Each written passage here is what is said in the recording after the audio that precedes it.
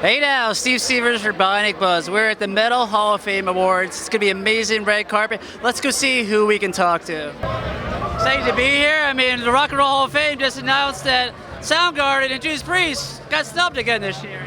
Well, fortunately, Judas Priest was, they were inducted into the Heavy Metal Hall of Fame, so it's not a total snub. I mean, I think the Rock Hall is just a sham because, who's voting hip-hop artists in when hip-hop was not around before heavy metal. Oh yeah. I mean, hip-hop was in a Stevie Wonder song and maybe a few other artists that did certain, rhythmic percussive vocals like James Brown and some other artists back in the day, but it wasn't an actual style. So to just bypass heavy metal, let alone Pat Benatar, Pat Benatar has a lot of mainstream hits. So does Judas Priest over the years. So it's just kind of, who's in charge and who's on the voting board and things. We don't know, that's a thing.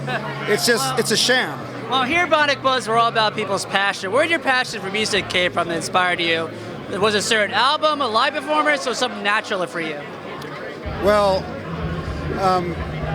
my inspiration came from my family members my grandmother was a soprano coloratura opera singer, and also my uncle is Larry Blank. He's a pretty successful guy in the Broadway theater market, so I've always been around music. My mom and my grandmother, they always played piano, and so did my other grandmother, and she also sang. So I mean, there was always an immersion of music, and then, being inspired by, great singers that sang without a microphone back in the days before they had audio equipment. Oh wow! So I had no idea.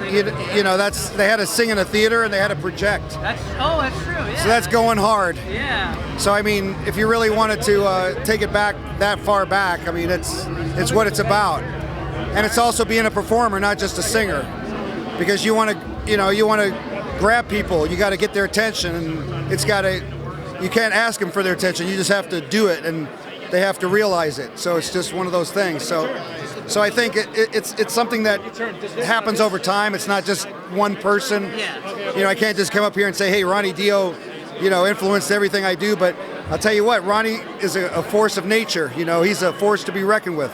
But I would say Bruce Lee is a big influence on me, because that was a hero for me. Evel Knievel, Bugs Bunny, people like that, Bon Scott, Jimi Hendrix. That's why I love asking that question. You get so many good responses. Everyone's different. Yeah. Well, I know you're a very busy guy. You got a lot of different projects coming up. Anything new this year you're about to talk about? Well, I just had 2 songs that I co-wrote with Frankie Banali and Neil Citron that are on the new Quiet Riot album, Hollywood Cowboys, that just got released in November. And then also I was singing as one of 3 singers in a collaborative song for a band out of Brazil called Chariot, which the band's produced by Neil Citron, who coincidentally produced the Quiet Riot CD, co-produced it. And also my band DeathRiders, Bleed the Hunger, which is a classic hard rock band, and also my solo band Neil Turbin, which is based out of East Los Angeles with all my players in East Los. And I'm also doing singer-songwriter music, modern pop soul as well as classic soul, because I sing it, and Otis Redding, Stevie Wonder, Marvin Gaye, Al Green, I love it. Stuff like that, and of course newer singers like Guy Sebastian, and other singers that I admire, Sam Smith, because I can do it, so why not? I mean, good music is good music. Exactly, yeah. All right, I can talk to you all day. It's a red carpet. I'm gonna let you go. Thank you so much, man. Thanks for watching, everyone, and help us get more great content just like this. Please hit that subscribe button and follow us on all social media at Bionic Buzz. Thank you very much.